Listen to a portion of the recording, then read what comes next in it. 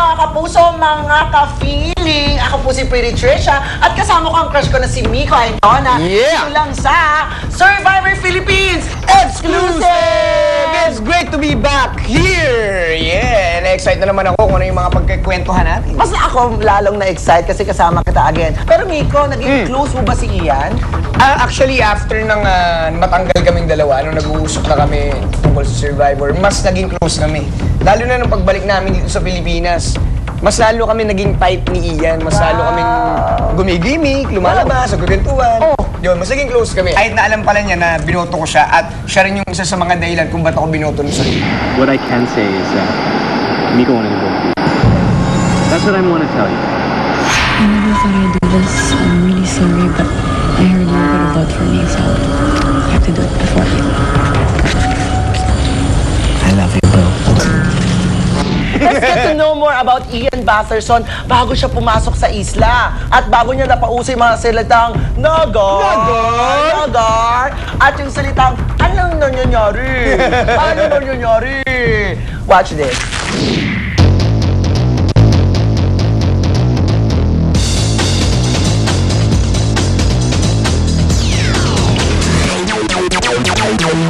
Hey, I'm Ian Batherson. Don't get starstruck yet. I'm used to the attention. At the island, I can be the good guy or your worst enemy. If being bad will help me win, kumanda na kayo sa kapilyo ko. Diba? Pwede naman maging hero ang isang Avenger.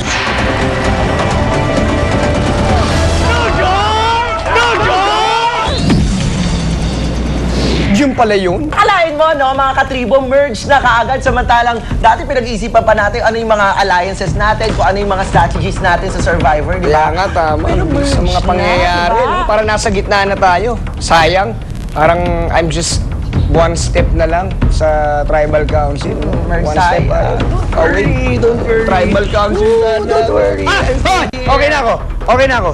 Arte mo naman! Okay na ako. Okay na yung pakiramdam ko.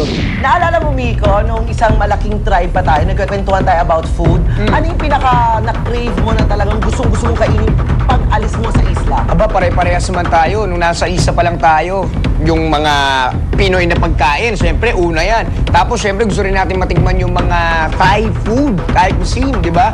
Tsokolate, tinapay, kahit anong pagkain, basta pagkain, kakainin ko yan. Ganun talaga dahil sobrang gutom talaga yung naranasan natin doon. Whatever it is, Miko, pumayat ka man o tumaba, still, nandito ka pa rin sa puso ko.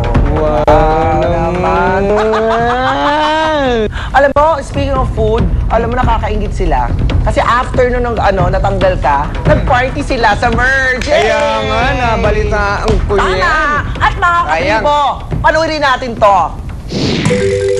It's your night to celebrate. Cheers! Yung sinigang ni Nanay Elma, ang sarap-sarap.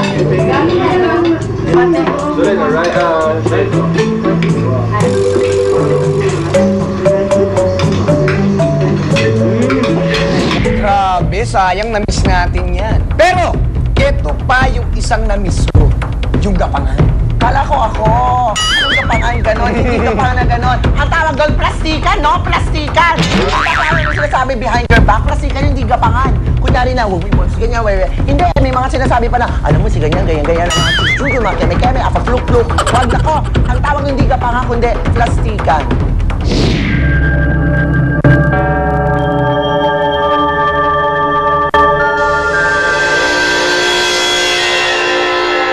My plan is to remove all the strongest people. So, parang tayo lang ata yung plano nun kasi. She's trying to get me on her side. Pero my strategy in this game is parang I just listen to everyone. I say yes, yes, yes to everyone. Hoy! Miko, may sabihin ka. Nahiya ako eh. Ikaw na magsabi. Hindi, kaya mo na yan. Ikaw Sige na. na, promise, ikaw na yan. Kaya mo na yan. Mas kaya mo yan, mas madaldal ka sa akin. Hindi, ikaw na. Sabihin mo na tayo na. Hindi na, sige na, ikaw na magsabi. Ikaw na nga! Ito na ang ating winners ng ating second poster making contest. Ito Wow. na. Si Jose Marie Rico Hermoso. Woo! Congrats! Yeah, Carlo Rodriguez. Wow! Melody Ren Osa. Congrats! Ronel Alcala. And Tito Paulo Galamga. Congratulations sa inyo dahil kayo ay nanalo ng Survivor t-shirts na galing sa aming mga puso. Aba, Maraming salamat sa mga nagla-log in sa www.survivorphilippines.tv. Kaya mag-abang lang kayo ng mga upcoming gimmicks namin, di ba, Miko? yes, mga katribo, palapit na tayo ng palapit. Nasa kalahati na tayo, merge na, kaya huwag niyong palalagpasin ang painit na kaganapan sa Survivor Philippines Celebrity Showdown. Gabi-gabi yan, after 24 oras.